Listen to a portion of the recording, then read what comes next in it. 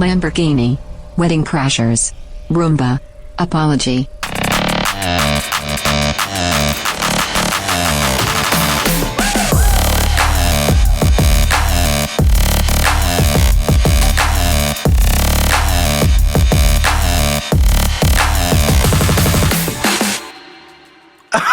Wow! Are we actually in the studio right now? Bryan with a Y, it's so good to see you. Yeah, I feel like it's been months. Well, we did take, I think we took a month off, pretty much. I mean, nothing really happened. We just wanted to take a break. Nothing significant took place, and everything's going on exactly as it's always been. I just had this thought.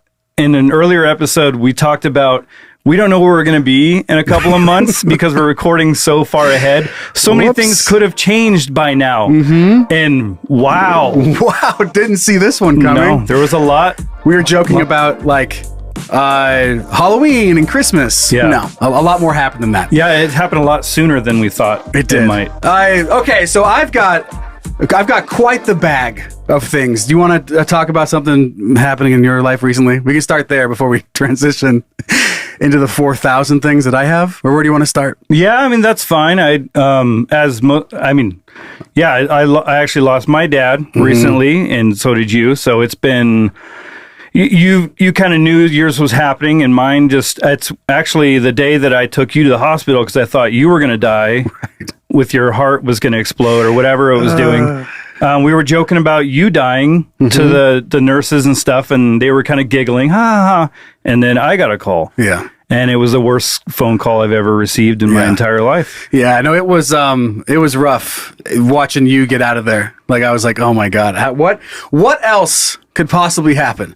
And again, I'm not saying, I mean, fucking 60% of my shit is my own fault. 60? Yeah. I mean, if you break it into a pie chart. Should we do that? Because dad and cancer and AFib heart. I'm going to go ahead and say those weren't my fault. That's true. COVID had something to do with the heart thing, right? Which I don't even know if that was my fault. I guess it could have been. But yeah, so anyway, I'll get to the things that were my fault. But yeah, sitting in that hospital bed, watching you get that phone call, it was surreal. It was awful, man. I feel so bad. The crazy thing was my sister called me and I answered the phone and I'm like, what? I didn't know what's going on. Mm-hmm. So then I peeked because I walked out of the room to answer the phone. I walked back in there and I'm like, I think my dad just died. Mm-hmm. And everyone just like the nurses and everyone in there just kind of like froze and looked over like, what's going on? What room is he in? No, not here. Yeah. It's, 200 or 100 and however many miles away. If there's any positive to you having to take off and leave me in the hospital to die, it's that I got an Uber ride home and he was super nice. Oh, that's nice. He was very anti-conspiracy theory. He was just ripping on a bunch of people. I was like, thank God. I was like, I needed this. I did not expect that from you. And so that was a good thing. It was just so wild because I was like, I felt bad leaving you because I was like, I didn't know if you were going to be all right. Yeah. But I was like, I'm sorry, I have to go. Mm-hmm. Any other situation, I would have stayed there, but I was like, I have to go. I'm going to hold it against you for the rest of your life. And I knew I was going to be okay because I could tell because no one was panicking really in the room. Well, they were a little nervous, but I was like, I walked out there to the lady. I'm like, he's kind of getting worse, and she's like, oh, okay, and just kind of goes, okay, and then went right back to her computer. I'm like, did you hear what I just said? Are you listening to me? Yeah, they must have been like, oh, this is the way it's going to happen. He's a grabber by her doctor she's like, jacket. Are you even listening to me? I'm updating my MySpace. My friend Joe is getting worse. The one right here, I think it might die. Right. He's right in front of you. Two paces. Yeah. 2 paces. If you get up and walk around the table, you could see him. That guy. Please do that. Yeah. Because he's not doing well in that. I'm sorry you have to update your top 8 friends or whatever. Sorry to disturb you. That would be even worse if they wouldn't check on me and you looked over their shoulder and they were using MySpace. You're like, what is happening? Like, what are you doing? And they're all how'd you get your job? They were all sitting around talking about, they're moving in order. Because remember when that used to happen? They're all moving me out of their top 8? Yeah, it's going to move. Because do you remember when you would do that? Because it was like the order of your friends. So however you did that, your friend would be like, wait, why did I move back a spot? What did I say? Oh my God. What song is my profile on my picture, or my profile song right now, whatever it's called. Okay. Well, I mean, that I can't believe, I don't even know what the odds are that, because my dad got diagnosed with terminal brain cancer like late last summer. So there was no way of knowing like when it was going to get this bad. And when it happened, it just progressed so damn fast. So statistically, for us both to lose our dads within 3 weeks is just... it's a lot on its own. The thing that's the most sickening is my dad just fucking retired. That makes me sick to my... That's like one of my biggest fears. And I can tell by the way you're fired up about it, it's the same thing. Where, man, this just happened to someone else too, where they just retired, or their dad just retired, and they went on a trip, like a big fishing trip, and got in a fucking terrible accident and like paralyzed them. It's like, God damn it. Like, you grind your entire life to have these like final 20 years to do whatever the fuck you want. And it's just, I mean, that might be one of, if not the top fear of mine, is working all the way up to that point, and you're just like, okay, fucking finally, then something happens. My dad worked for the same company for 41 years. We were at his retirement party, and we were having cake and all that. And, you know, they said, anybody want to say anything? I stood up and I was like, you know, we're so excited. My dad, he's worked so much. I was like, we're so excited to have him back. And we can do all this stuff. My grandkids are excited. He's excited. And he, you know, he showed us the letter that he sent to his boss to resign. And it was like, go fuck yourself. Yeah. In a nice way. But he's like, just you know, goes, yeah. He's like, what? It's like a push button in an envelope. It's like, what the fuck is this? It's the technology these days. This is how they do it. Right. But yeah, he was just like, I enjoyed my time, my work, but it's time to live life how it's meant to be lived, spending time with my grandkids, traveling all over. And then a month and a half later, it's taken from him. It just makes me sick to my stomach. It fucking sucks, man. I mean, super sorry. And they came and picked him up in a Dodge minivan. God damn it! What is with it? How did do we blame the education system? I don't know. Because a lot of people, when I mentioned my dad getting picked up in a minivan, they're like, oh my God, that's so fucked up. That's, you know, whatever, darkly funny, whatever. And then your dad gets picked up in a minivan. And I don't know if Hollywood ruined this for us or, if, like I said, the education system. I just don't know what happens. Yeah. I thought it was totally different. I thought it was going to be, I don't know. I understand that a hearse would take you to a cemetery. I just don't know what I thought was happening getting out of the home. And it wasn't that. It was not that.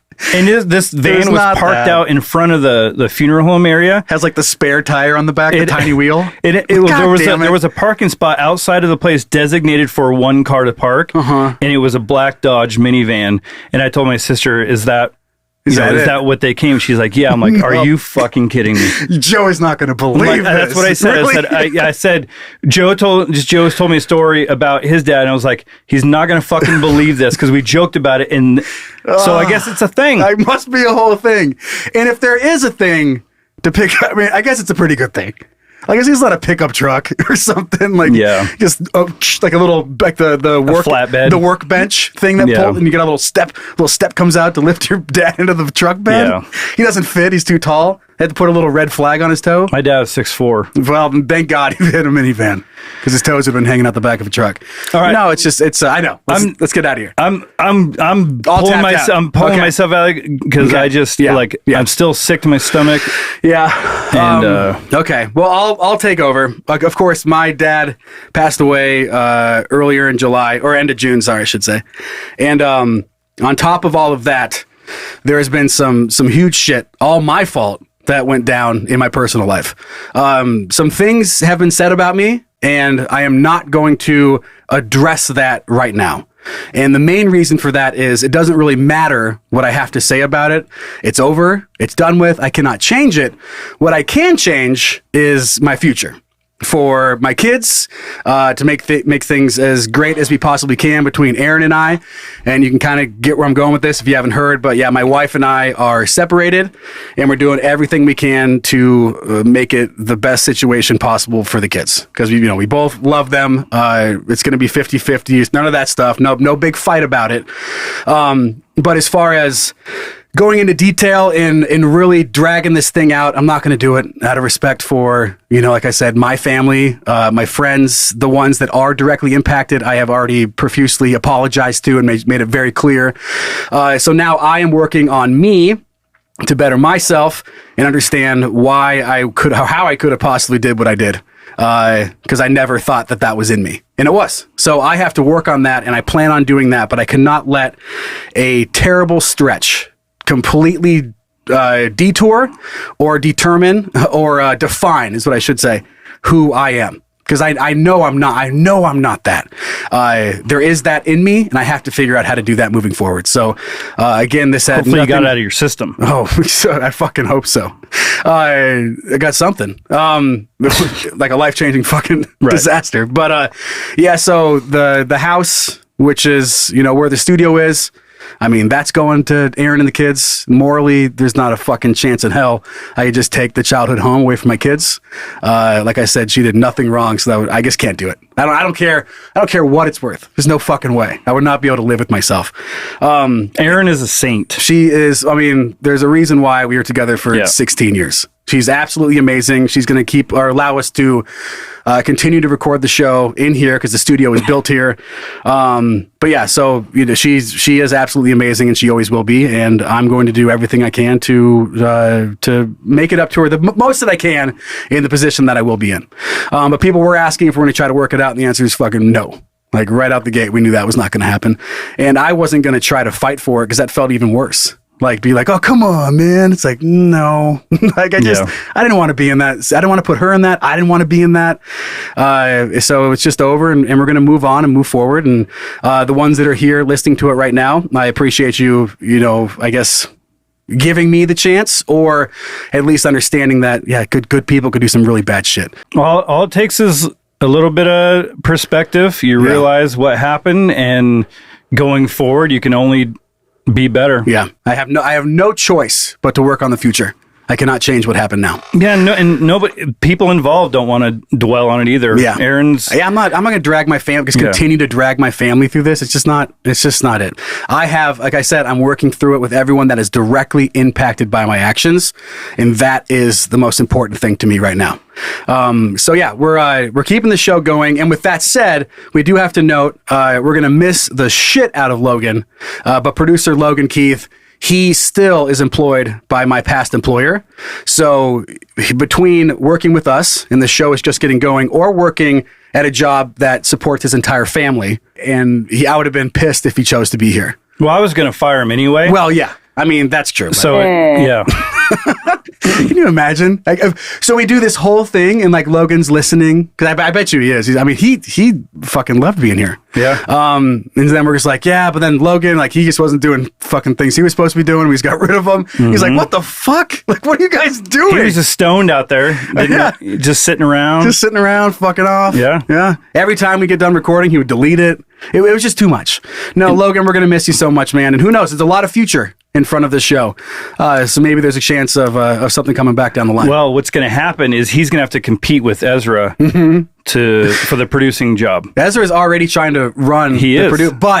And I would love to have him do it. Daddy just has such a potty mouth. I can't. That's the thing because he would be able, he probably would be able to run it to a degree within, I bet you, a couple weeks, be able to do it.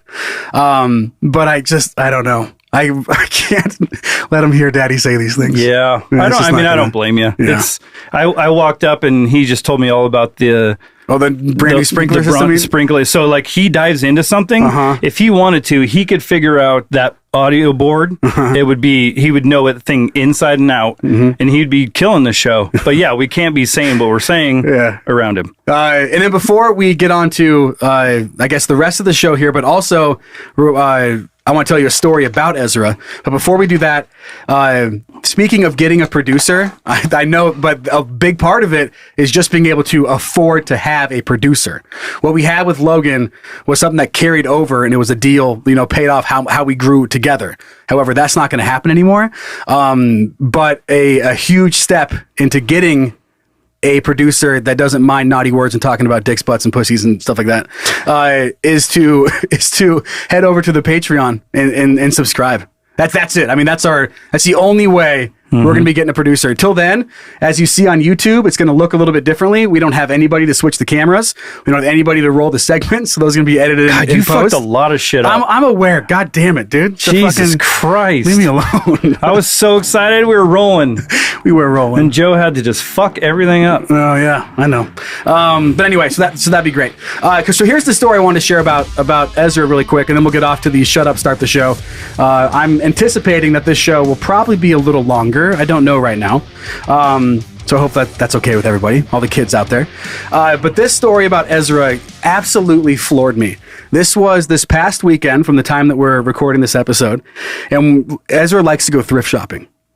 Go around the thrift stores, like just find stuff, obviously hangs out like in the electronics and outside with like the gym equipment, like the things that have moving parts, right? So we're walking through a thrift store, a local one here in Coeur d'Alene, and there's a box of just black tubes. And this thing is like 30 or 40 feet away. No idea what this box is, right? And we're walking in like a parent slapping their hand across the passenger seat when they slam on the brakes to protect their kid. He does that to me. He like whaps right, like almost punched me in the wiener. And he goes, "No freaking way." And I'm like, what? Like I didn't know what he was gonna do. And he goes, "You see that box over there?" And I'm like, "Yeah." And he goes, "Those are Rainbird 4200s." I'm like, "What?" And he goes, "Yeah, those are sprinklers, pop-up sprinklers." I'm like, "Oh my God." He just runs over there and it's a whole box of pop-up sprinklers. He knew exactly what the name was and everything. Yeah, I forget the model. The model it was number. Like, it was a Rainbird, blah, blah, blah. Yeah. And he just called it out because you could tell by the shape and how thick it was and how long it was, the model of it from 40 feet away. So he picked it up and he goes, "Can I get these?" Like, "Yeah, of course you can get these." Crazy man. So we went up there. I don't know how much I thought it was going to be, but the guy saw Ezra's excitement and just gave it to us for like $3. Nice. With the whole box of Score. sprinklers. So anyway, what he was showing you was that he has set up an entire sprinkler system on the front lawn with all the hoses connected. They're all all the different connected. I know. Everything's all. And if he could hook up the timer, he would. Yeah. He was showing us the timer before we came down here, and he's like, "This one you can hook up to this," and it looked like some Vietnam radio. They're like a colonel or someone in the field. I don't know. Then that also was a thrift store find. Of course. Yeah. Aaron was telling me they found that the weekend before he went back and found all the Rainbirds. All right. Well, I think that's pretty much it for what we wanted to cover. We're just going to keep this train rolling. Thank you for sticking with us, and we're pumped to get this train back on the tracks. Yeah, and I'm gonna try to make some jokes today. It's still coming out of it, but you might have to make me laugh a little bit. I'll try. I'm just not in that silly goose mode right now. All your laughs are like, yeah, it's kind of that's the way I feel inside right now. I'm just kind of like, I have a banger joke. It's the funniest thing I've ever said. You're like, yeah, fuck. You should have waited a week. You should have waited. You got to give some distance. What is it? Time something equals comedy? I don't know. Time tragedy. Tragedy plus time equals comedy? I don't know. Oh, all right. I did horrible at math. And then last thing before we get off to the starting question here, if you guys want to send something in, you can send that into heyguys at canyoudon'tpodcast.com. And of course, we have the merch available right now at canyoudon'tpodcast.com. Are you ready? Yeah. Okay. I guess I'm just going to yell at myself then. Joe, edit the segment in. Hey, shut up. Start the show already. Okay, sorry, and this was important, and it is super sad, but it is something that I wanted to bring up because I had never found myself in this dark of a spot, and something is telling me that I need to talk about it, so that at least someone out there, if you are feeling anything like this, please go find help.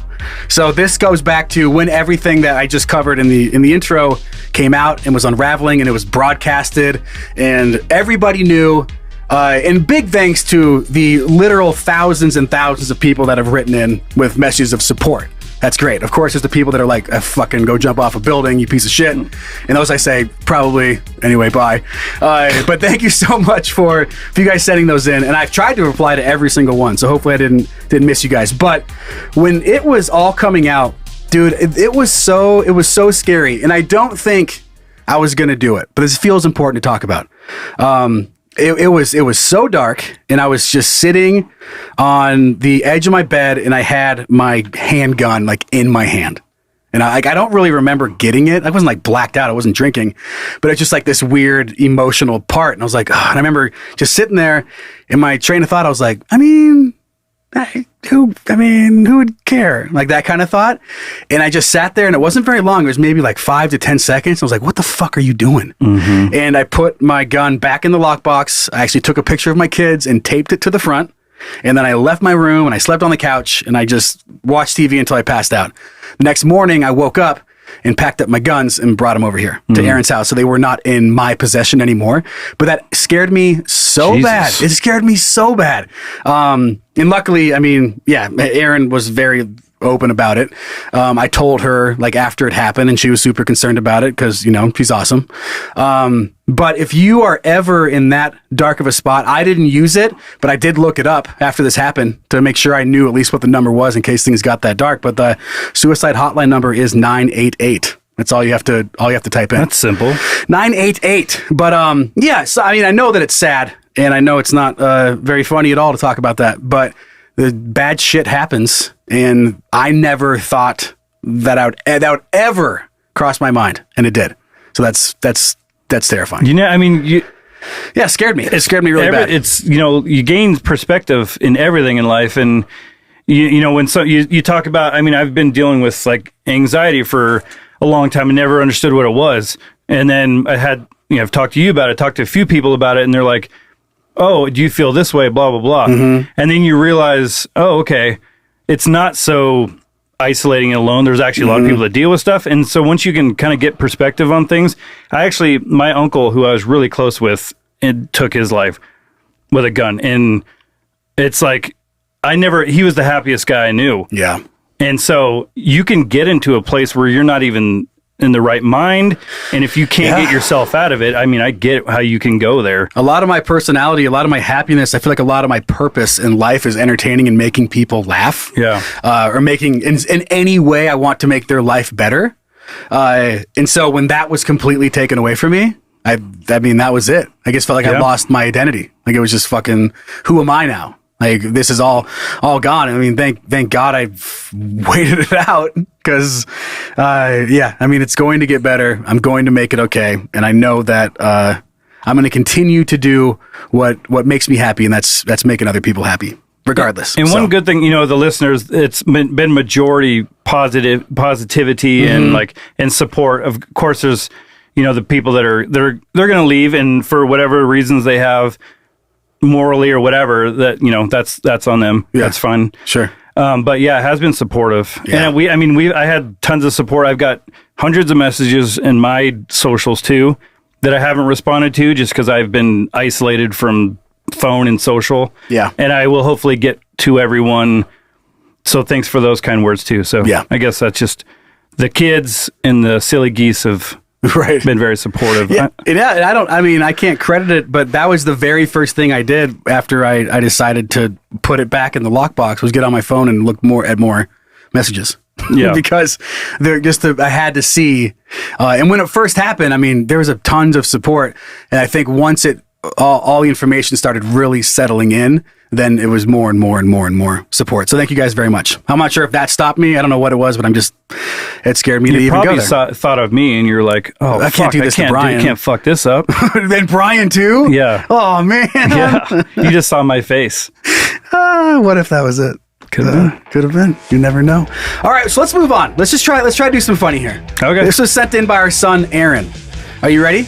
Yes. Would you rather be forced to live on a Ninja Warrior course until you complete every stage, or be forced to live on a golf course until you get a hole-in-one on every par 3?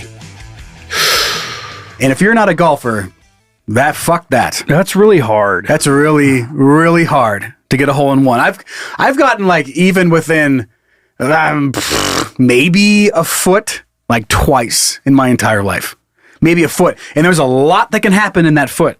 That foot does not mean the ball missed by a foot. It could have rolled sideways, backwards, left, right. Like I was not that close. There's still a lot of shit that could happen to get a hole-in-one on a par 3. I don't think people realize how hard golf is until you play it.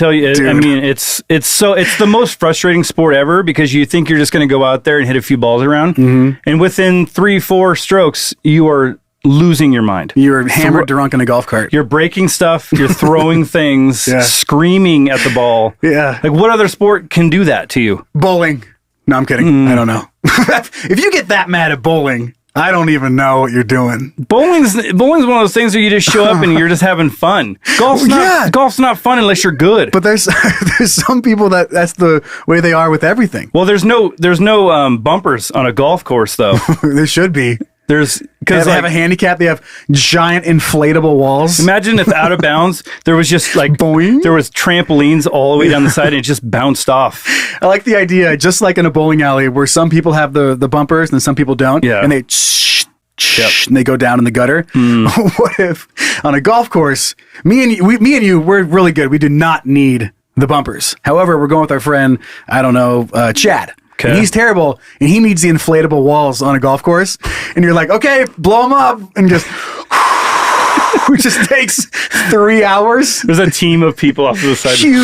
Huge industrial blowers, just and people on every other tee box, like, God damn it! Like it's so loud. And sorry, Chad. Chad needs them. And then it's like anything else, you have to deflate it, so everyone's laying on it. Right. You know how that whole thing, everyone's rolling on it. You're like, here, get on the other side. Come on, get on. A little help, please. So there's that, and getting a hole in one is really, really hard.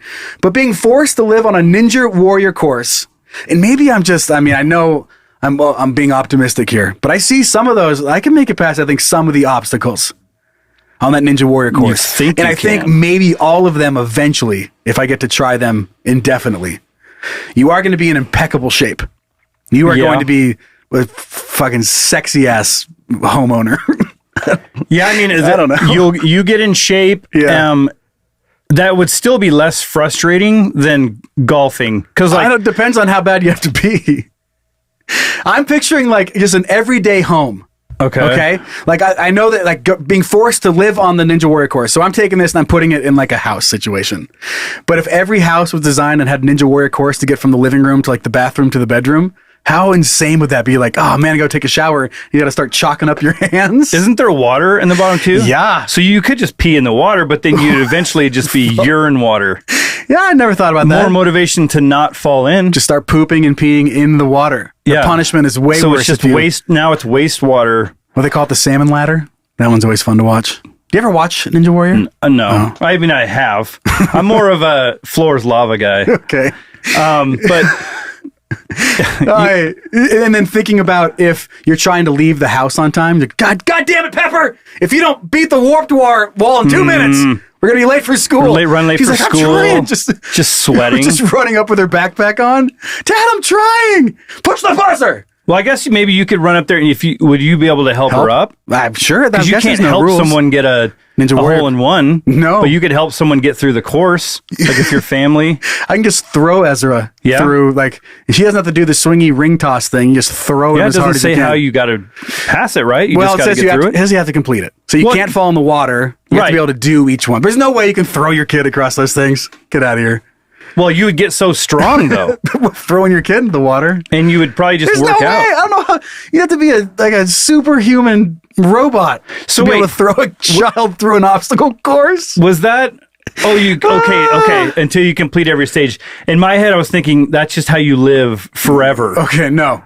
So as soon as you complete it, and I think for sure, my physical ability, I have a way better chance of getting done with a warrior course faster than I would getting a hole-in-one on every par 3, which is typically there's like 3 par 3s. Depends on the course. It does. Are we playing I don't know. And do you get the whole course to yourself, or do you have to just go out at nighttime when no one else is out there? You're waiting. You have a headlamp. You're like, God damn it! But you'd be like known as the crazy dude that camps by hole 3. Or you have like a tent. Are we playing Augusta National, or are we going to like a 9-hole shitty course? I think it has to be a full 18. A full 18. Let's just go a typical public municipal. So you can't court. just play the same hole over and over again. You can. Yeah. I think you just play the par 3s over and over and over again. Still, that's even more maddening. That'd be so bad. I think I feel like there's the psychological effect of golf almost outweighs the physical part of because I think like you trying to scale a wall and you can't get it. That's still psychologically, but like golf is such a frustrating sport. It's just and you have a weapon, nice, delicate swing. Yeah, no, you're not going to have any clubs left. So you're just going to be breaking clubs, and now you're par 3. You might be able to throw the ball. You can't throw the ball. That's not golf. You can't just throw the ball. That's weird. It'd be like if okay, you're not leaving the football field till you kick a field goal and you just throw it through the goalpost. You're like, done. No, that's true. Not how you play. True. Well, are we playing on the which colors are we playing on? I don't know. The women's, just the whites. pros, It's just whites, standard okay. whites. There's still no way. But oh my god, I don't know because I've gotten hole-in-ones on like driving ranges and stuff. I thought you were gonna say in a video game. Well, I don't know, man. I've got a hole-in-one in a video game. On that Golden Tee. Right. I don't think I've ever gotten a hole-in-one on Golden Tee. Fuck that game. Game's so hard. And they've never updated the graphics since 1940. I don't know what they're doing. The graphics can be so sick on a Golden Tee, and they never are. Yeah. They've never updated it. Why would they? Why? Yeah, Why it's the would same machine. Why would you do anything different? Because someone would bitch about it. Oh, it's not as good as the old one, and then they'd lose all go the out of customers. business. Yeah. And then a Ninja Warrior course in a nursing home. That's I don't know why I thought that was. It's just be like between every obstacle, just be a soggy human mess. Just laying down and can't do it. The wheelchair version. Right. I don't know how how do you do that one? And then will the announcers be there the whole time? Oh, and you can hear him. Right. Oh, he's so Bryan. Yeah. Bryan looks like he's leaving for work. I'm like, fuck. God, if only he had better upper body strength. He said he's been working on that in the off season. I'm not buying it. That's the thing, dude. My upper body, I'm like any sort of like a pull up, anything that would be like when you see them like they're on a bar and they pull and they have to The like, salmon ladder? Yeah, that's okay, yeah, jumpy, pulley, climby thing. I don't think I would. That's something I don't think I would ever be able to do. And only using your fingertips, like a rock climber kind of thing? No. I don't know. But it does not say it's in a house. It says that you just have to complete every single one. So you just train. I would just train for a year straight and then go and complete my course and then go back to my life. I think I could do that before I hit a hole-in-one on every part 3 on the course. What if you just played the same hole over and over and just dialed it in? That's the because problem. you don't have to do it in one day, right? You just hit the ball in the hole. You know what I mean? Eventually, you have to live there until you do it. Like you could be there. You play the same par 3 holes over for a year. Man, you might do it. Maybe that's the toss up. I know you get for to drink sure. Beer and stuff. Is there like a girl in a cart coming around drinking beer? Hey, what's up, Bryan? Hey, yeah. It's just another day. Whew. Scorcher today, huh? Yeah. How about you don't try the beer today? I tried that yesterday. I tried that last night. Like you're just up all night. I don't know. I think I'm going to go with the course because I think I could do it eventually. I don't know for sure. You could hit the ball so close so many times. Think about the best golfers in the world. Yeah. There are almost every single tournament goes by. An entire tournament, round after round after round, with no hole-in-ones. The best golfers and those in are the best world. in the world. Yeah. And they don't do it. Like they know exactly what they're doing, and they never get it. That's true. Never. I mean, each one probably has what, 1, 2 on the tour ever? Like no one's just out there hitting nothing but fucking hole-in-ones. Or they do it every time. Right, exactly. They would never be across the green. They'd be right on it. I'm saying I'm fucked either way. Really. Fuck it. I'll just do the Warrior course with the golf club. Maybe I'll just do the Warrior course just to get in shape. So at least I'll look good. Yeah, I think you're getting where I'm going with this. I'm going with that. Okay, let's do the Warrior course. Fine. That's going to be a mess. Fuck it, it's going to be so bad. Especially with all the piss and shit floating around. God, that'd be such an added insult. You think you're just like doing a little skippy run and you just fall into a turd bath? Oh my God. At least it's your own turds. Yeah. Is that worse? Thank God. You don't make this go. Here's a question for you. This is going to be a weird question. Oh, this is it for me. Okay. So if you, let's say you had to eat shit. Would you rather eat your own shit or someone else's shit? Okay. Because it's like, is it okay because it's your own? Or you I know what I ate? I don't think it's ever okay. How about if you have a really bad diet and the stuff you're eating is horrible. So as I do, yeah. And then, or it's like a vegan, someone with a really healthy, like a really attractive, healthy woman. Okay. And it's her shit or your like corn grease riddled shit. I think this just opened up another box and then we're going to get the hell out of here. Would you rather eat shit from either like your opposite sex? Is that more appealing than same sex? Like, would you rather eat an attractive woman? Probably. And women out there, an attractive man? They're like, no, I don't know, dude. Dude. Even it's Brad Pitt. No, dude. Which, okay. What about the most attractive man or the world? Like Brad Pitt shit or Roseanne Barr's shit. It's still. Man, why is attractiveness playing into like? Because it is. It does. It's playing in right now. Why does that matter? It shouldn't matter. And why do I want to eat Brad Pitt's shit? Yeah. Like, why do I want if you that? were going to eat, if you were a cannibal, I think you'd rather eat the more attractive person, right? I don't know. You don't want a sweaty arm. I don't know. What's their body like? Well, it's Brad Pitt and Roseanne. The same thing. I might go Roseanne. There's more to eat. I don't know. Yeah, but that's assuming you're really hungry. You just have to eat them. I see a snack. Okay, yeah, I guess Brad Pitt again. You're filleting off a piece. This is just like a weird new fantasy has been born. Like, how many things do I like about Brad Pitt? I like his face and his hair and the way his forearm tastes. I just picture like he's got that really like his forearm and his tricep. Yeah. I just imagine like cutting a piece off and just cooking it on like a rotisserie. It's just going to be good. Just searing it up. Instead of just greasy fat. Oh, I'm trying to think back how we got here. How'd we get here? Oh, pooping in the warrior pool. Yeah. Cool. That was it. I feel like I'm back now. This is where my brain goes. Here we go, baby. All right, we're going to move on. Speaking of brains, and I've got a story for what are you thinking about? All right. Hey, Hey, what's up, babe? what are you thinking about? Nothing. Actually, you know what? I'm thinking about a lot of shit. What are you thinking about? All right, so here's what I'm thinking about, and I guess why I'm thinking about it is because I just announced that my wife and I are separating. So why not now? Fuck, dude. Can you imagine? Well, I couldn't even be mad. What's funny is that's us in the the thing. That's true. We should probably talk to her about that. See if she's fine with still being in that. It's weird. Or if I have a shot. Yeah, that too. I should talk to my wife about that first. Yeah, you should do that. Don't make the same mistakes. So wouldn't that be weird? Really cool. No, I don't want to do it. That whole imagine that. Well, I mean, pretzel of a mess. Why not? What? Throw it on top. Nothing else can happen, right? So, talking about us splitting, of course, I've obviously been thinking about this and sentimental about the marriage coming to a close. But it did remind me of a story I might as well share right now about our own wedding that happened here in Coeur d'Alene. And I've never shared this story. I've never seen anything like this. And this shit just happened so fast. So let me set the scene. We had a pretty small wedding here in Coeur d'Alene.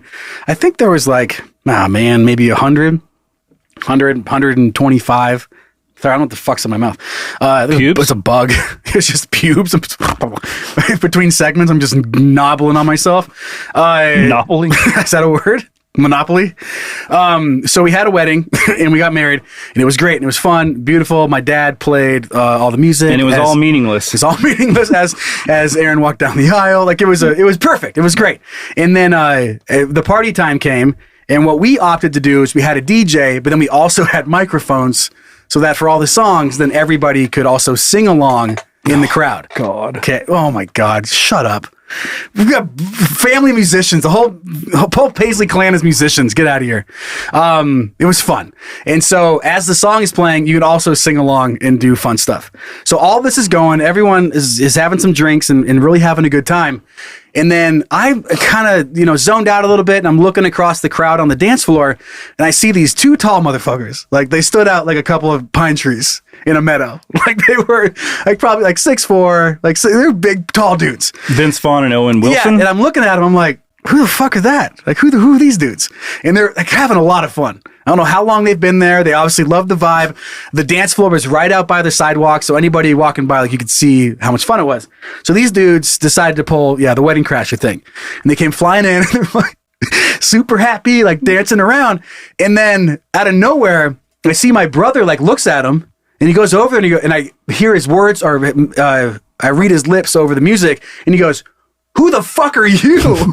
Right? And they both like, they're laughing and they're like, "Oh yeah," I think they're just kind of joking around. And my brother grabs him by the shirt and then just punches him in the face. Jesus. Right? And I'm like, whoa, like what the fuck just happened? It turns out they were not saying nice things back. They're saying, do what the fuck we want to. But they were saying it with a big smile on their face. So I thought they were being nice. They're not being nice. And my brother did not like that.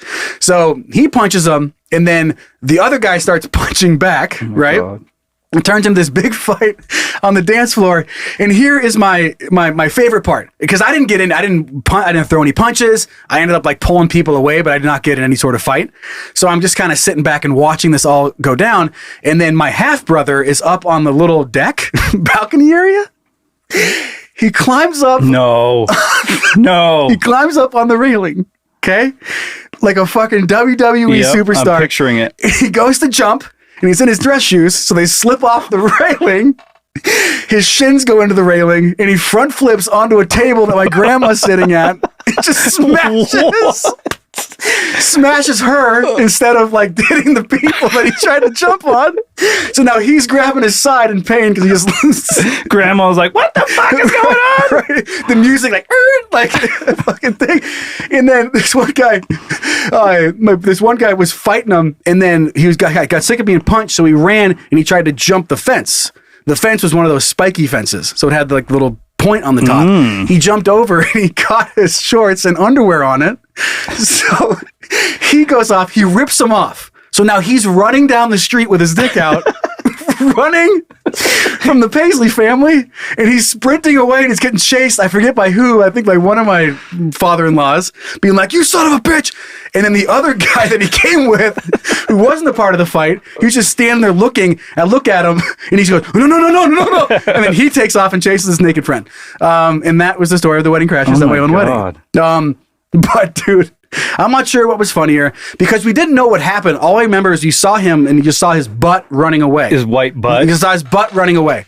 And I can't recall. I want to make sure that I get the facts as close to accurate as possible. I do not remember if his underwear was all the way off or if it was just ripped enough that his butt was like hanging out the back as he was running away. So we didn't know this happened to this guy because it's dark out. And then the next morning, the sun comes up as it tends to do. And we had to pick up the wedding. And I'm going along the fence line, like taking things, decorations off the fence. And like, there's his shorts and underwear. Oh my God. Just hanging on the spike on the Did you keep them as yeah, memento? I smell them. Nice. Yep. You've never washed them? No, I'm wearing them right now. I was really hoping you were going to say that Duct taped up. Climbed over the fence and caught his pants, and then he was like dangling. We just kicked the shit out of him. Yeah, he's hanging over the fence. You're like he's throwing haymakers at him. He's a pinata at this point. That's jail time. Like he's gone through enough. Like he's hanging down, his ass is showing, and everyone's just punching him. Spanking his butt. Like laughing. He's like playing little drums. Playing like, I don't know, Mambo number 5. Everyone's Mambo number 5. And everyone's singing into his face as he's trapped there. They have all got their microphones and they're singing. 1, 2, 3, 4, 5. He's like, "God, leave me alone." And he goes, "Pa-pa-pa," playing his butt cheeks. Little bongo drums. Because the musician came out and everyone. Yes, you get it. Yep. Taking his shoes off and clapping them together. Yeah. Hitting them in the cheeks. Stacy, the trumpet. Like, what's that one part? He's just yelling out fucking different instruments. Yeah. Trumpet. I would play that song, but it'll be banned on YouTube. Yeah, I can't do that. Apparently, we can't do that. Okay, you want me to show you my dick? Yeah. Do you have anything else to add? No, move on to my dick? That's funny. I got nothing else. Okay, well, let's just do it. Let's do some Let dick. me see your dick. Okay. Is it dumb?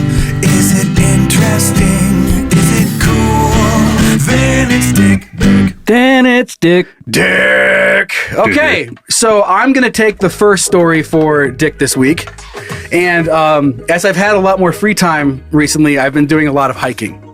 I'm just trying to get back out there, not sit in my apartment and mope. That's what everyone does when they. It's the best thing to do. When every time you see someone Huge like life change. Yeah, it's like, and they're like selfies out there, like up on top of a mountain. Breath of fresh air, like some cool quote. And then go home and eat like a bag of chips. And that's exactly what I did.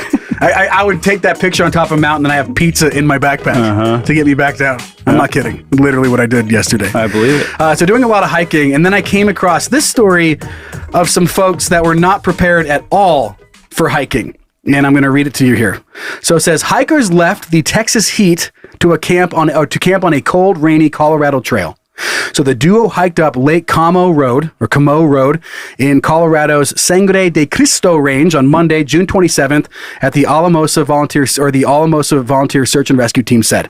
They never made it to Lake Como and set up camp about a quarter mile from the lake, which I'm going to go ahead right there And I know it was raining. They're going to say that. But when I saw it, they were like, oh man, it's a whole quarter mile away. That is one lap around a track. Yeah. That's it. Yeah. That's one. You can make it. You can do it. Unless it's like Children do that. on accident. Yeah. I hiked 2 miles in the wrong direction. You wander off and you can "Whoops." do that. Yeah. You could be looking for a lost contact lens Right. and end up going a quarter mile. Yep. So anyway, Lake Como is an 8.3 mile out and then back near Blanca, about 210 miles south of Denver. Anyway, this is it. So they started getting hypothermia. It was sad. Some hikers, they ended up calling for help.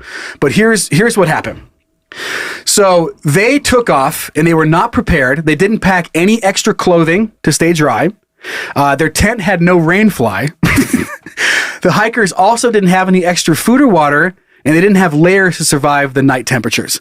So these hikers said they did not understand why it was so cold and rainy in Colorado because it's been so hot in Texas. Oh my God. And they never checked any weather forecasts. What? Different climate? And the rescuers, all they said, like the main thing they said is ignorance can kill people. It's like that is true. Thank God they were able to call for help. But who the fuck takes us into a new, like, not your backyard. It wasn't a hiking trip that went wrong. It was just a hiking trip that you fucked up. Yeah. And you stranded yourself. You're like, you got a tent? Yeah, I got a tent. It's like one of those kid throw out pop-up Barbie tents. They're like, yeah, I don't know. It's a tent, right? They did say it was hard because of heavy rainfall. There's a rock fall, extremely slippery path as you're trying to get up there. So I get all of that. But what this did make me think of, and I don't know why I thought this was so funny to me, but let's just imagine this, okay? Mount Everest. It's a Mount Everest documentary. And they're interviewing everyone, great. The cinematography is fucking... Wait, is this real? No. Or are you making this I'm making this up. It just reminded, I was like, what? Like, who would do this? How could you be so ill-prepared for this hiking trip? So then I started picturing this fake Mount Everest documentary. And the cinematography, it's beautiful. The custom music bed, I mean, it's just, they're putting it all out there. They're interviewing people, and they're all wearing those, like, sleeping bag jackets. You know what I'm talking about? They're super puffy, where you can barely see their face, like out the little tie hole. They got frost on their beard and everything. And they got all the gear, they got the clips and all that kind of shit, because they're heading up the tallest mountain on the planet. And then it cuts to this camera, and there's this dude named Devin. And he's wearing a tank top and flip-flops. And he has a cooler of White Claws. What's up, bros? You ready to skim that? Dude, I don't know. I'm just gonna give it a shot. I mean, my buddy said it's pretty tall, and I was looking for tall stuff. I'm just going through a divorce. I'm trying to get back out there, and need to snap a couple pics. I can reconnect with nature and all that kind of stuff. And he's just fucking sitting there, and they cut around the other people. Are like, I don't think he's gonna make it. Yeah. And then here's where my brain took it a little bit farther. So you know how when people die on Everest, they have to just leave the bodies up there because they're not. It's a long hike, and you can't just. I guess you could sled them down if the conditions were right, but they don't. They just leave them up there to die. But then 50 yards in is Devin. 50 yards. His cooler of White Claws. And he's frozen to death, and he's sitting there with his White Claws. Maybe he got frozen like in the fist bump pose. Yeah. So like now it's tradition. Everyone who walks by just gives a fist bump to D-Bone. It's like an icy statue of him, and he's like a weird smile. It's the Han Solo face. Right. He's just fist out. He's got like his other hand has the White Claw in it. He's just sitting on his cooler. Everyone walks by, gives a little fist bump as you go by. How? You're like, hey, what's up, D-Bone? Like, he's on weird shit. Well, that's what's funny is like, I mean, people, you hear that all the time, like, or going in a river or whitewater rat, whatever it is, like, they don't take nature serious. Yeah. And they're just like, we'll pop in real quick and then drown dead because they didn't do their research. They just thought it'd be a fun little float or something, and now they're dead. Yeah. And I think there's definitely, I don't know, a little leeway when it comes to your experience with the thing that you're going to do. Sure. And I bring that up. I hadn't thought about this until, you just brought that up. But last weekend, my mom and stepdad were in town, and they rented some electric bikes, which, by the way, are fucking sick. Yeah. Have you ridden one? Oh, yeah. Where have I been?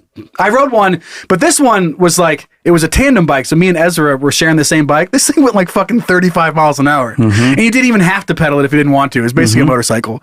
And so we're going out there to do that. And I show up and I'm wearing flip-flops. My mom's like, what are you doing? They said wear proper footwear. I was like, yeah, it's fine. I'm riding a bike, Mom. I'm not like kicking alligators. Like I'm my feet are on top of the pedals. This is proper footwear.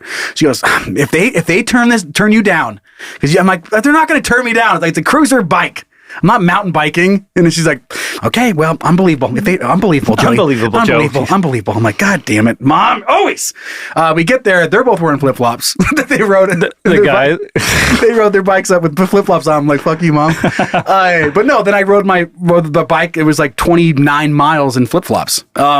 So I get, because that would not be properly prepared for my outing. If something went wrong, I'm stuck in fucking flip-flops. But I gambled it. I was like, I'm not wearing shoes. It's 98 degrees today. I'm not gonna wear proper attire. But I wasn't hiking. It wasn't like there wasn't death involved. Yeah. I wasn't gonna die if something terrible happened, or if I whacked my toe with a pedal. Ooh, ouch. Mm-hmm. Ouchie. Skinned your foot. Oh no. Oh well, boy. I mean, because that's the thing. Like when you go out into nature, there's so many factors. If there's a flash flood, rain, so many things. Like now I'm fighting for my life. Mm-hmm. And if you have no idea what you're doing, you're fucked. Yeah, you're done. And so I guess the moral of the story is don't fuck with Mother Nature. Ever. Yeah. You end up like D-Bone. Unless you know what you're doing. And the people that know what they're doing, when they die, it's like, well, I knew the risk. Yeah. The people that do that, they don't know the risk. They don't think there is a risk. When your reasoning it says, why is it so cold over here? It's been hot in Texas. What? That is so, that's bizarre. I can't even, Just point to the door, like, get the fuck out of here. It's really muggy here in Texas. I thought it would be the same. Over here in this other state that is 8,000 miles away from me. That's so weird. It's crazy. Okay, let's move on to show me your dick after I show you this. I miss that guy. Man, it's weird. Not pushing that, not hearing the for like 3 weeks fucked me up.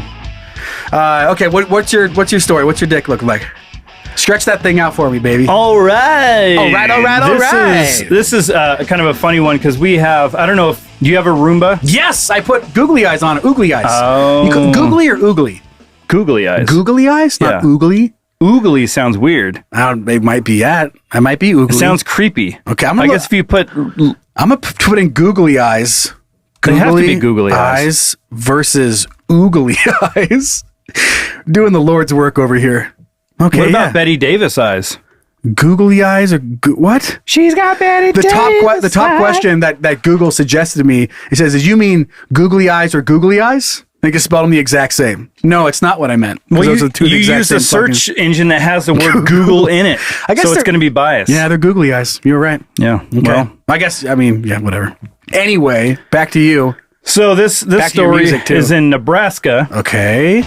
And it's in Bellevue, Nebraska. When I first saw Bellevue, I thought, local story, but that's not. And Bellevue, Idaho is where my dad lived. Oh. Yeah, a lot of Bellevues. Okay. I didn't stop the music right now. I don't know why I just did that. Yeah, that was creepy. What's going on here? Because I feel like is Ezra out there running stuff? Okay, go ahead. All right. So the Bellevue Police Department is reporting an unusual call from its overnight shift. Okay. Officials said on Twitter that they were called to a burglary in progress.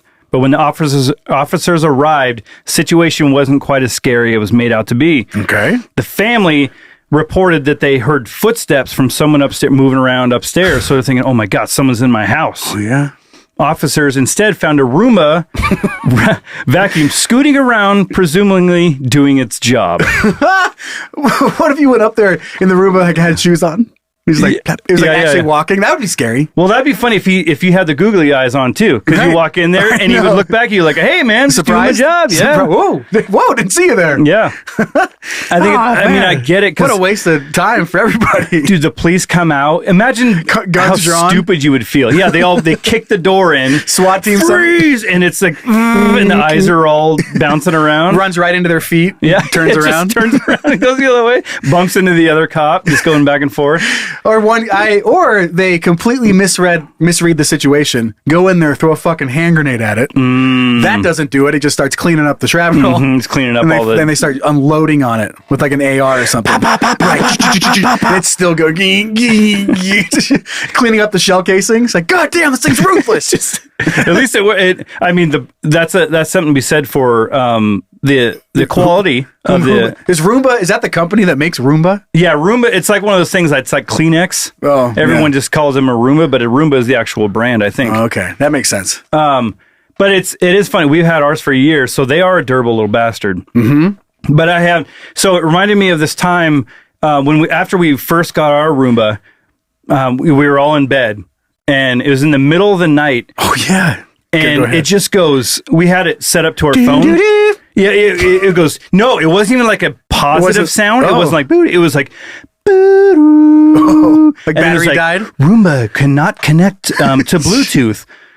And I wanted to. And so my wife freaked out because she thought maybe someone was outside and it was trying to connect to that person's Bluetooth to their phone, and that that person walked out of range and it could. So that's where her brain went to, was like someone was creeping around and Roomba tried to connect to their Bluetooth.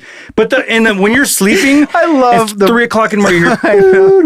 Roomba cannot connect to the Bluetooth. Yeah. It's and scary. it's a voice. It's a human voice, and it just wakes you up in the middle of the night. So while this story is hilarious because nothing happened, I can relate to that waking up to a like, oh my God, what the hell is that?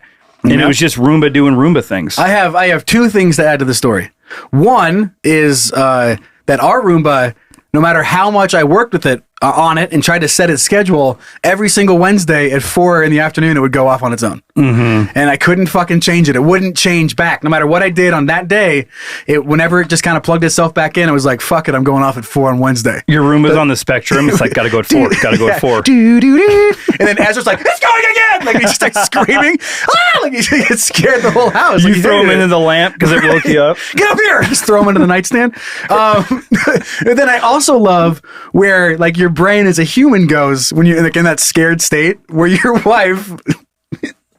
I just love the idea of a villain or a robber. It's like he's going around connecting to Roombas. That's his He's thing. got his phone. He goes out and he's available to everyone. He just starts everyone's Roombas. And he's like sits by the window. Got him. He just runs away. Goes to the next house. He's like the Bluetooth Roomba burglar or whatever. That's his name. Yeah, that's his robber name is the Roomba Wrangler. I don't know. That's me.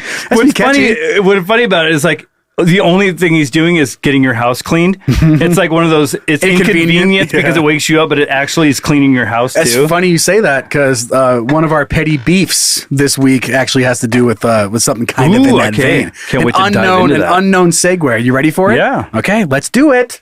Silence in the court. You are now entering the petty beef courtroom, where all sides of some bullshit will be heard and evaluated. The people are real. The cases are real. The rulings are final-ish.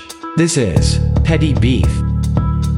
All right, you ready to get in the first case? Yep. Logan, we love you, by the way. Yeah, we love you, Logan. We miss your voice. We miss your voice, but here we go. Go ahead. Get your briefcase out. Snap. Because Julia is sick of her partner not holding up his end when it comes to planning a trip or event. He forgets even the most basic of details and wonders why it bothers her so much when things don't go as planned. Let's talk about it. This is such a dude thing. And I do it. I know. I was reading, I was like, I do this. Right. Like, this is me. Okay. What did Julia, what's her OG message say? Okay. So Kid Julia says, my partner never thinks he has to hold up his end of the trip or event planning. Okay. This has now ended up with us losing our opportunity to go away for our anniversary weekend because he never checked. He never checked that his dog's rabies certificates were up to date. Even though I had talked to him about needing a copy, my dog certificate to take with us over the border. I love that. Dude. Yeah. He never thought to check, and now the night before we were meant to leave, I learned that we can't go unless we have leave the dogs behind, and neither of us really wants to do that. Oh man, that is so fucked. That's so perfect. This is such a husband thing. I don't know why. I don't think it's Julie. I'm sorry. That sucks. That the anniversary weekend got butched. But my God, I could see me doing this. Yeah. Like, anyway, I'm gonna make sure 100% that my dog's certificates are all taken care of before we go on our sweet romantic anniversary trip. All right, babe. See you when you get back. Yeah. And just fuck it and just totally forget the to do it. night before. That's the worst part too, because there's nothing you can do the night before. No. You're fucked. And then she's pissed. Yeah. And it's your fault. Now, here I will say, and I might get some hate for this. And it's fine. I love animals. I love my dogs. Oh, where is this going? Kill them. No, leave the dogs behind. Go on your anniversary trip. The dogs are going to love you just as much when you get back. Maybe you're one of those people that just like, that you think them as your kids and you like them to be wherever you're at. Leave the kids behind too.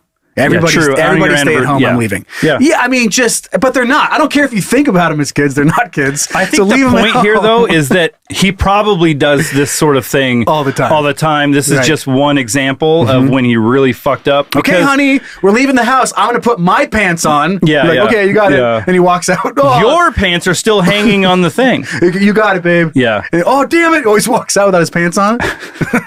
Okay, I'm going to renew my driver's license. Yours needs to be reviewed as well. Okay, babe, soon as you get back. Just totally fuck it. You have to go to the border. Or yeah. I'm renewing my passport. Oh. Yours is coming up too. I've done something like that. But my wife takes care of everything. It's Yeah. weird. It's kind of one of those things like how it's like How are when you alive? Well, yes, but it's like I didn't know how my clothes magically just get cleaned. I don't even know Whoa, what the coffee happens. table. How's it? How nothing on the coffee table again? Exactly. That's They're crazy. just mysteriously gone. And I think that's how a lot of husbands are. Amber, whenever we go on a trip, Amber's got everything. She packs for 2 weeks Mm-hmm. to make sure when we get to where we're going, we have everything we need. And then when I get there, I'm like, where's the blah, blah, blah? And she's like, it's in the P3. this tote. Yeah, it's tote 3 on the left side. She has them like organized in a grid. Yeah. A5. But then if I do need something, and then it's kind of like, ugh, I'm like, well, I don't know where you put it because you packed. You know? did it. So You're the one that ruined this. You did this to me. You did this to everybody. Yeah. You ruined their whole trip. This is what you get for being so prepared. This is what you get for trying so It's hard. like you did this, but now everyone needs you to move on. Yeah, exactly. This does remind me a little bit of the differences between men and women packing, like for vacation. Sure. It is so comical. It always will be. I know this isn't a new thing, but it does remind me of that, where like I'll be packing and Aaron would be like, just wearing one pair of shoes. I'm like, yeah, well, just like, yeah, the ones I'm wearing. Like that's it. What about you have to go out for a fancy dinner? I'm like, well, I'm on vacation and these are the only shoes I got. So these are not my fancy shoes.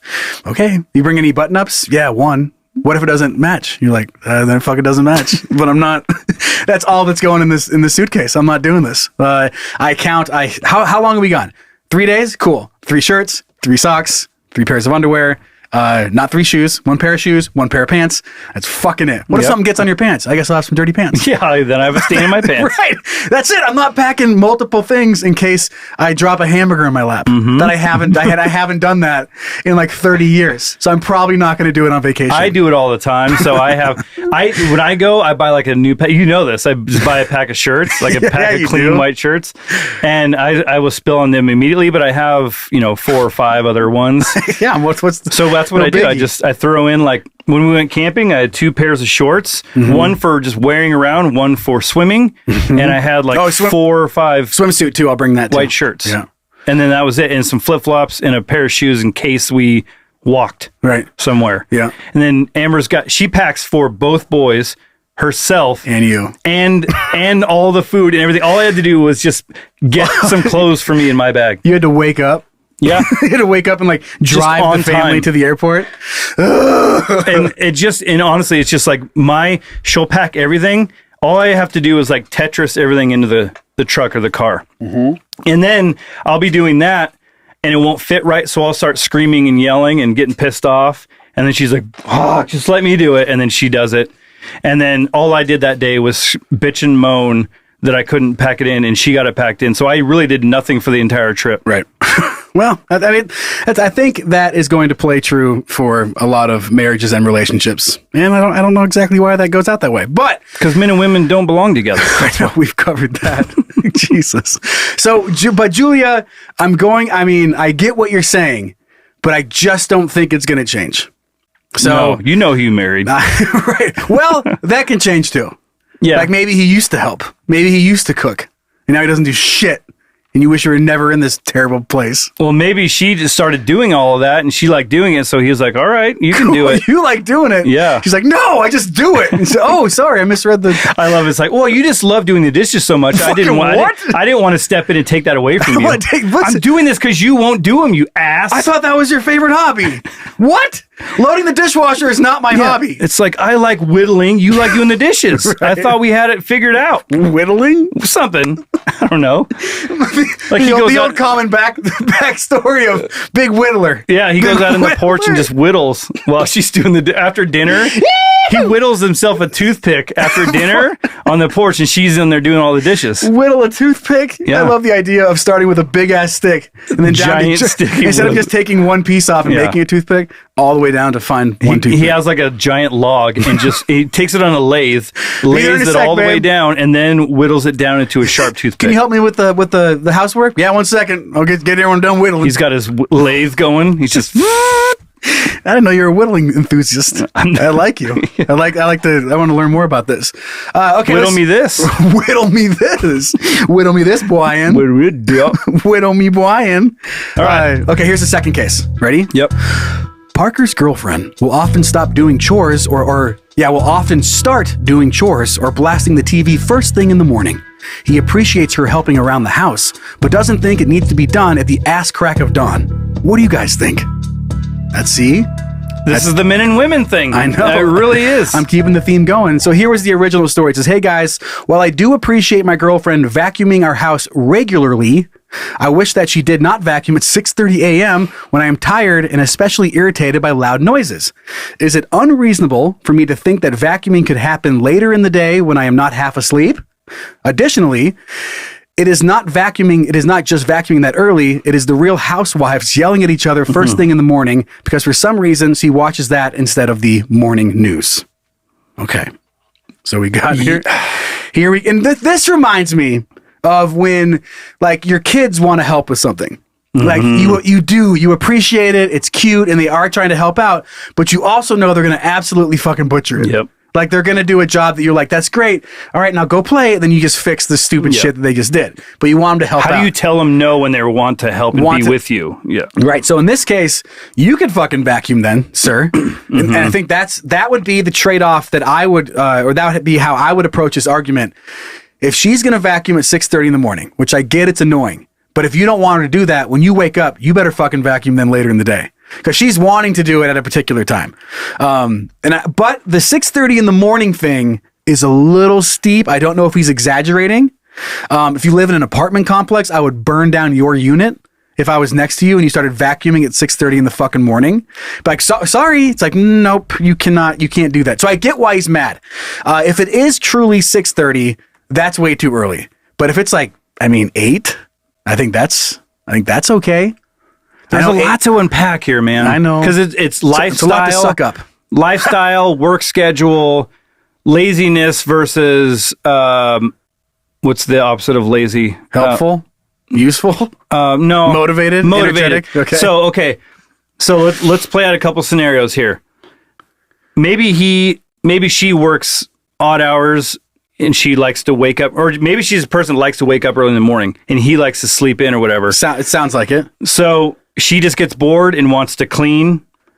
There's other things to clean. I get that. But again, he's not saying it's just the vacuuming. It's also blasting Real Housewives instead of watching the news. Maybe there's a deeper thing. Like she wishes he was up earlier with her to have the coffee or do whatever thing. Maybe she's resentful because he likes to sleep in. Could be. But if he's working hard and he's trying to sleep and stay rested, I feel like that's a conversation you should be able to have and let's drop it back an hour and a half. I feel like there's maybe some more details that were needed for this message. Yeah. Because if he's working his ass off, like does he work late nights and he has to, he doesn't get home or go to bed until 10 o'clock at night. And so he's up until 2 o'clock, whatever it is. And so then fuck you for vacuuming at 6:30. But we don't know the ins and outs of this thing. Just based off the details here though. And I do find it funny that he is implying that she blasts the Real Housewives show. I'm not sure what city she watches, which is the Real Housewives of what? Atlanta, probably. Instead of the morning news. Like if the morning news on full volume was any better than Real Housewives. I think he obviously...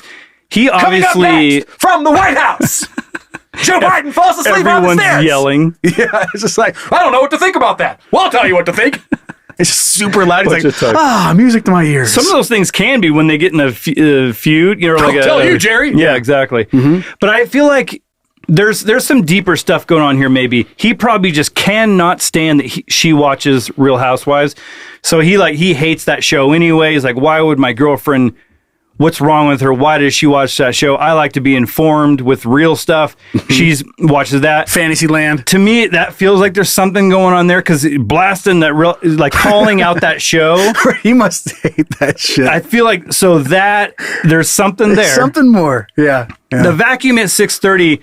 I feel like that's He has to be exaggerating. I've never lived with somebody or met somebody who's vacuuming at 6:30 in the morning. And is she vacuuming while she's watching? So, hello?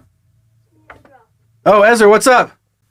Camera 6 flickering. That's okay. We don't need camera 6. You guys can't hear it right now.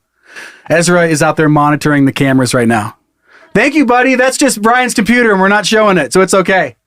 Okay, I love you. Thanks, Ez. Thank you, Ezra. Yeah, so he popped down here. I told him to come and check on the screen out there to make sure there's no errors. You're like, in 7 minutes he counted. He had his timer probably upstairs. Right. 7 minutes going down. So one of the cameras was flickering. He wanted to make people were saying I was yelling about the dogs barking and they couldn't even hear it because of the software that cuts everything out. So they probably maybe couldn't even hear those knocks. So I want to make sure they know why we just had that pause. Yeah, that was weird. That was weird. What? What was Housewives? He must hate that show. Yeah, that's pretty much. There's something else. there, yeah. What I was saying is she vacuuming and watching that show? Because if she's vacuuming, then has to turn it up louder to hear it over the vacuum. Just so loud, dude. Imagine how loud that would be. Those women screaming at each other over the top of a vacuum. If that's the case, you got to move. I think he's got something serious going problem. there. Yeah, serious problem on your hands. Okay, well, I mean, I'm gonna have to. If it's not vacuuming, I mean, if she's up before you, she gets to watch the show. I mean, in this house here, the main TV was on the opposite wall of the bedroom, and when Ezra's watching a show out there, the bass does carry in there, but I just turn up the fan louder in the bedroom to stop that from carrying through. Well, with that show, the treble was what I'd be worried about. Oh, I know. High pitch. I'm just saying, I'm not going to go out there like and scream at it unless it's obnoxiously loud. But if she's cleaning, as long as it's not vacuuming, and she wants to watch a show while she's cleaning, I think you have to figure out a way to drown out the sound yourself. She is helping. She's awake. She gets to have a life. She's not the creep around when just because you're sleeping and she's in the other part of the house. I still think there's something more to this, man. I think she's holding the vacuum above him, she's vacuuming the comforter. Yeah, I feel like she wishes that he wasn't sleeping in because, I know some women. This thing's on the rocks. I'm saying there's something going on because I know, when there's times when, if Amber and I have been in an argument or something, when she does the dishes a little bit extra louder, clank, clank. You hear it? I'm so tired, I want to sleep in, but she had to get up with the kids or whatever. Oh yeah, you're gonna hear those dishes ramming into the thing. The cupboards that don't normally make noise, are making a little noise. Exactly. Yeah. So. Okay. Yeah, I feel like if I'm wrong, let me know. Yeah, you can send it in. We're missing some details. I hope you guys are doing great. Parker, I hope you and your girlfriend are it's fucking a wonderful relationship. and it's exactly what it is right here, and there's no other details going on. Yeah. But please write in and give us some more so we can make an official ruling, because I don't think we can do something with this. And I want to hear from the girlfriend too. Yeah. We can't hear her over the vacuuming. Right. So that's going to be a She's going to be screaming into something. It's all caps. It's going to be caps, yeah. And then I have one quick story before we move on to the good news for this week. And this just is jumping back to having kids help you do stuff. This happened to my friend who has a kid, and kids are dumb. We all know that. Mm-hmm. So he has a pretty big lawn. I'm not sure how big, but he lives out of town. So it's probably an acre, maybe a couple acres. And he paid his son to mow the entire thing, right? So, or not, he had to mow the front part because with all the trees and stuff, it's not easy for the riding lawnmower, that kind of thing. So his son decides to help out and mow the lawn. He just watched him get it started, and he was old enough to do it. So he let him go. And then when he's all done, he comes in, he goes, "Look, Dad, I did it." And he looks out there and everything's slanted. And he goes out there and looks at it, and his son had the wheels set to different heights. So it cut all the grass at an angle. That's funny. It had little racing stripes where one part was half an inch, and then the other part was 1.5 inches. And it was just the kid never noticed what was happening and just cut angle slices into That's funny because I've done the front and the back thing before, but never the sides. Yeah. That's funny. Yeah. I'm guessing it must have been an older lawnmower, because like the front moves, and I've seen those. I think I just got rid of that where they don't adjust at the same time. Like now it goes up and down, but these ones it was like left and right, left and right. You had to move all each one. Four. You have to, and then it was a pain in the ass. Sometimes you catch your finger putting it in there. Why is it so hard to push? Am I a big baby? My mom, I mowed her lawn when I was home back. She has this, it's like, I had cruise control, but it was sweet cruise control. And I had a mulch and bag option. It was like a freaking Escalade. It was nice. She got it when she bought her car. They got it for free, Honda. What?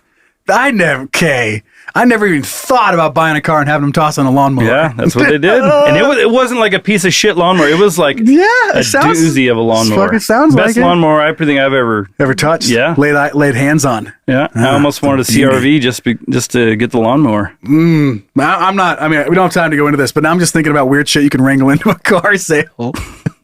Like, I don't know. Yeah, like, I don't know. Pretty good deal, but I could use a smoker. Mm-hmm. What? Air fryer. I need a patio chair. What? Just one chair. Right. Well, I mean, yeah, hell of a deal on this minivan. I could use a ceiling fan, though. Yeah, no problem. You got it. 3-speed? Yeah. One that goes real quick. You have to pay to get it installed. No, fucking no, you don't. Oh, the dealership is installation. And installation better be covered. You got it, man. Right. Jesus Christ. You toss in installation, you got yourself a deal. All right. Enjoy your new Tesla. Sign the paper.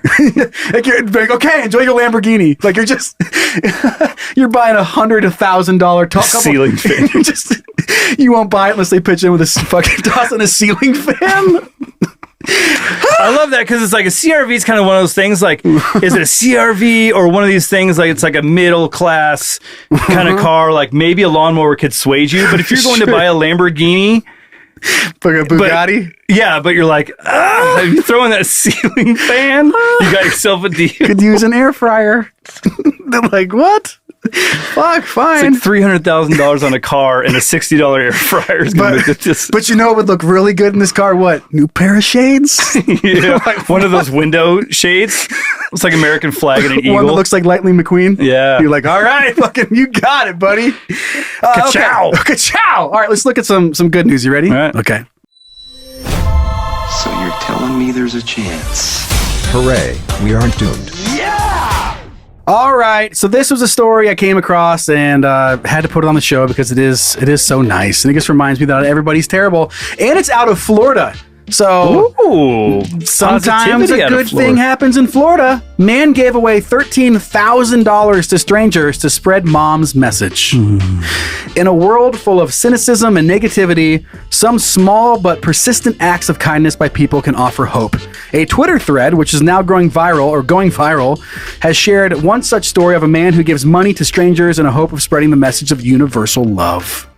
On Sunday, Kevin Kate, an ad maker, tweeted a photo of an old man sitting at a restaurant table with a bunch of loose cash and small pieces of paper that had "Love Everybody" written on them. So what he would do is he would sit in this same Waffle House in Midway, Florida, and then he would write these notes on either $1 or $5 note, and then he would give it to him, and it just says, "Love everybody." And he just walks around and hands them out. And to date, he's handed out $13,000, all in the name of his mom, who he, obviously admired her passion and her care for fellow man. But how cool is that? That's pretty sweet. It's sad in a way that maybe other people, that would happen, and how many people went, "No thanks," just like in a weird scared thing, like, is this guy a weirdo? Yeah. Or if he's gonna give me money and he's gonna expect something from me, like, I don't want your dollar, it's a peasant, like, just weird shit. Whatever the reason is, I wonder how many people were like, "No thanks, you can keep it." Well, what would kind of suck is if you see him, like, say he had a 20. I pull up in a Lamborghini and he's like, "Love everybody," fucking slap the $5 out of his hand. Get the fuck out of here, Mr. Kate. Put your shades on and walk. Put shades on and walk into the Waffle House with my new microwave. Hey, where can I plug this bitch in? the fuck out of my way. Shoving your head, like just carrying in a fucking air fryer. Under your arm. Under your arm. Fuck you. Do I look like I need your dollar? Piss off. Jesus Christ. Waste my fucking time. Oh. See, that would be more of a Florida story. Yeah. That'd be more Florida than this nice guy doing nice stuff. But I think it'd be kind of funny, like this guy, if you're sitting in that Waffle House and you see someone walking by and he like hands the guy a 20, says, love everybody. And the person's like, oh, wow, thank you. Mm-hmm. And you're like, oh, I got to get in on that some action. You walk over there and he like hands you a 1. Love everybody. Well, not really, huh, Kevin? Well, the other guy got 20. I guess love him a little more, though, am I right? I'm just fucking with you. Yeah. Fucking slap him. Hey, thanks for nothing, buddy. Wait around for him to give you more. Just do the little, the Home Alone, the gum thing. Yeah. Plenty more where that came from. No, I'm all set, sir. Okay. Remember that? Okay. You remember that scene. Okay, so last episode, which was 6 months ago, I skipped this because I wanted to make sure that we had time to do it. Time to give it its proper air to breathe. So we're gonna move on and look some internet. Oh, my underwear is so itchy. All right, cool. The internet is pretty wild. Depending on your browsing habits, you can either experience something super cool or go to prison. Crazy, right? Let's check it out together as a couple. Hey, look what I found. Yes, that's awesome. All right, Bryan. I have been so excited to show this, not to you, but also the rest of our kids. Because I don't know why I find this. This is exactly when I go on to the World Wide Web. www. The World Wide Web. Worldwideweb.www. This is exactly the shit that I want to find. Okay? Okay. This is a website that's called Outhorse. Okay? So what they have done... You click on the link because I can't show you my computer. I'm pulling it up right now. Okay, so this is in Iceland. Okay. And I don't know how this idea came to be. What? So they have horses that will type your away emails when you're on vacation. What in the world? It's a giant keyboard and there's horses walking on the keyboard. And they train the horses to walk around on the keyboard. And you pick a horse? And you pick which horse you want. You pick the horse you want. You pick the horse you want. They have names that you're never going to be able to pronounce, but they do have... But Litla, he types fast, but might take a nap. And then Ritminer, assertive, efficient, shiny hair. Hekla, friendly, trained in corporate buzzwords. Oh my God. God, this is so funny. So yeah, they just show these horses how to walk on keyboards. And what you do is you pick a horse and then you enter your name when you're going on vacation, then you enter your email. And then they'll set up your away message. So when people write you, they just get back like LLLJJJWWXRRRT because you can outhorse your email. Oh my God. Oh, how high were they when they came up with this? Outsource, but outhorse. Got it. Now you're putting it all together here. But it's on visiticeland.com and then /outhorse-your-email. He's really giving it to that keyboard with his hooves. Yeah, custom built gigantic keyboard. There's a full video that you can watch. We're not going to watch it right now. But please go and check this out. I don't know why this is so fucking funny to me. But he's just... They put I don't know, they put food or smellies, but yeah, they go on there and they'll type your away messages. That's it. He's just flicking at it with his hoof. Just very assertive. Mm-hmm. All right, that was it. That's funny. I guess it just says nay when someone emails you. It's like nay. www.jjjrrkfffftttttttt. Okay, moving on. We're gonna hear from some of our kids right now. You ready? Yeah. All right. All right, let's hear what you guys think. Really? You want to talk to me? Wow, that's cool. All right, our first email is coming in from our popcorn-loving child, Butters, who writes, I don't know, whose name's, hey guys, long-time listener. I've been with you guys since the beginning. We get it. First time emailer? It must be. On your recent episode, you guys discussed a prisoner choosing how he wanted to die, and it was very close to a real thing that has happened. My cousin lived a crazy life, from hitting a $10,000 half-court shot wearing cowboy boots and jeans to getting arrested in Canada for COVID violations and getting a nickname for it. You can Google Alaskan Romeo. In February of 2021, he went missing. They found his Jeep parked at the Grand Canyon, but the motorcycle he was always hauling around was gone. You guessed it. He Thelma and Louised himself off a cliff into the canyon. The why came later when he's about to get popped for defrauding the government by making up 75 employees to get $1.25 million in that PPP loan. Oh my God, dude. I have a sense of humor about it because it's so out of left field. Kind of a downer story, but if you want to use it, you can leave my real name out. You can just call me Butters. Thanks, idiots. Someone did it. Did it. He wasn't on fire and it wasn't an RV. Yeah. But still pretty damn cool, though. I know, but what a crazy life. I love that, like, he said pretty crazy life, and the two examples, the highlight was winning $10,000 hitting a half-court shot wearing cowboy boots and jeans. Like, that was the apex of this dude's life. Well, I mean, how many people get to do that? And get the nickname Alaskan Romeo. How many people get to even attempt the shot? And then, did he make it or just attempt it? He must have made it, dude. Life from hitting it. Okay, he did hit it. You win $10,000 for missing a half-court shot? No, I was thinking, like, he just got to attempt that was his claim to fame, was just getting to attempt it. No, he won 10 grand. Yeah, oh, that's awesome. And it was something good that happened in cowboy boots. Probably what he bought his motorcycle with. Okay, maybe. Or like that he started, like, he hired one employee and he's like, this is working out pretty good. I'm going to fake hire 74 more. 1.25 million. How do you think you're going to get away with that? I don't know, but if he did, that'd been cool. What would it be like? How did you know you were in too deep? When you're like, oh shit.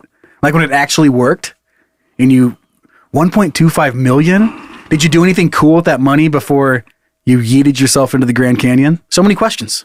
Butters might have answers. What it would have been cool is if he had like in a backpack and he's just ripping it up. Yeah, opens it up. He's just going out the back. As he goes off the jump, there's just a trail of cash. Smoking a cigar. Yeah. Just slow-mo GoPro mounted. You know what would be kind of cool? What? Is to just do, like let's say you don't want to hit the, well, I would just say, like, you do that so you get the rush of falling, but then you pop yourself. What? Like, so you don't actually hit the ground. I think it's half a dick's in one hand, two in the other, however the saying goes. Because what if you did live? You're not living. You never know. What? Things what could are you happen. Talking about? You land not so bad. Give me 100 dudes on motorcycles, okay? And jumping into the Grand Canyon. 101 of them are dying. No one's coming out being like, ow. Like, oh man, I broke everything. There's always one exception. There's no all way. The time. Not into the Grand Canyon on a motorcycle. What if you land in like a tree and you don't fall so hard? What? And you just break everything. You're gonna hit maximum velocity into a tree branch. You're not. No one's coming out. You never know. Okay. Weirder things have happened. Have they? Have they? I don't know. Okay, you read our second story. Okay. Our second email is from our son Cody. I can't read. God damn it. Our second email from our son Cody was found folded into a paper airplane and stuck in a plant. Good one. You're so funny. Thank you. I'm so funny. So clever. I wrote that one. Yeah. Someone hire me. I don't have a job. I read it like I didn't write it. So read it. I read it like I didn't couldn't even read it at all. Okay, what do you say? Okay, fellas, I'm 46, and I don't really care if I'm hanging dong in the locker room. Okay, so he starts early. Sure. But if I don't just dilly-dally and air dry my... Wait. But I don't just dilly-dally... I've heard dilly bar, and I started thinking of Dairy Queen. Okay. But I don't just dilly-dally and air dry my shit. I was in the Army for 22 years, and we didn't have separate shower stalls. Hell, in some places we didn't even have stalls in the sitter. I'm guessing shitter, probably. Mm-hmm. Just a row of toilets. I suppose it's all about your experience with the dick. Watching people pee in a cup. Yep, I've done that. Setting up a concertina wire and tearing the shit out of your pants while going commando. Yikes. Yep, been there too. I'm at the who gives a shit what anyone thinks point. Get naked, get showered, get dry, and don't fuck around talking ball games stats, ball. That'll just get weird. Love the show, guys. Solid 3 out of 5 stars, and sorry for the long email. It wasn't that long. No. Long as his balls, you know what I mean? Yeah, I know what you mean. P.S. That's from Cody. P.S. Go fuck your ketchup bullshism. That is all. Good day. All right. Okay. So he's going dick out. And I think he answered the question. I was wondering, when will I stop giving a shit about my dick being out in the locker room? Cody says it's 46 years old. Maybe he's been doing this for a long time. I mean, Army for 22 years. Maybe he's been dicks out since the Army. That's what I was going to say. But you can't. Yeah. Here's the thing, Cody. Thank you for your service. But but anyway, because you are comfortable with the dick out in the locker room, does that mean everyone else wants your dick out in the locker room? Those old fucking guys are comfortable with their dicks too. It's not what we're talking about. No, it's just where do we go? Where's the line?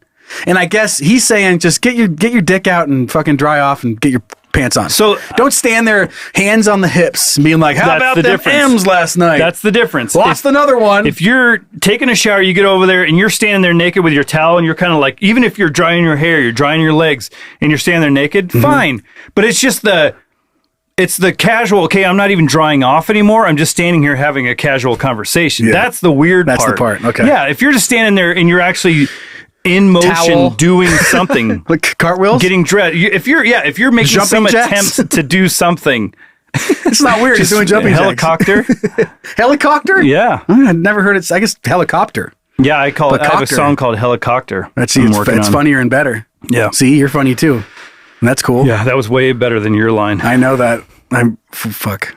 It's so hot in here. You ready to get out of here? I'm sweating. Okay. My ass itches. Well, it feels good to be back in the figurative saddle with you, Mr. I'm glad Bryan. we got through one just to kind of get it out of the way and get back into it a little bit.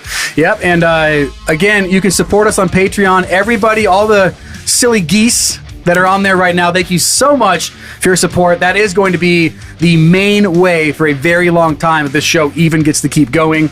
And again, we will be looking to hire a producer down the line. We'll figure out what that goal looks like. Head over to Patreon. We'll have a link in the episode description if you want to support us on there. And we'll get some stuff in there soon. Yeah, we've been slacking because there's a couple things have been going on. Our first month on Patreon was a real fucking bad time.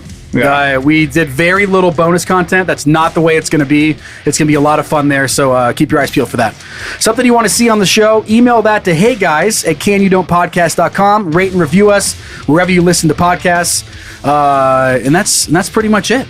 Are you ready to wrap this shit up? Let's wrap her up like a what? A wiener going in a locker room. Yeah. That's better. There you go. Okay. Good God. Wrap it up already, huh? Okay, sent our way by comedy school dropout son Randall. Mm-hmm. I got one for you. Ready? Yep. What did the socks say to the pants? I don't know. Sup, britches? Oh. Because britches are pants. And bitches have pants. And bitches have pants too. And it's almost bitches. There's just an R in there. Mm-hmm. You're getting it. Yeah. It's all coming together. Love you, buddy. Good to be back. Yes. I'll see you next week. I'm excited. Yeah. All right. And we'll see you guys next week. Goodbye!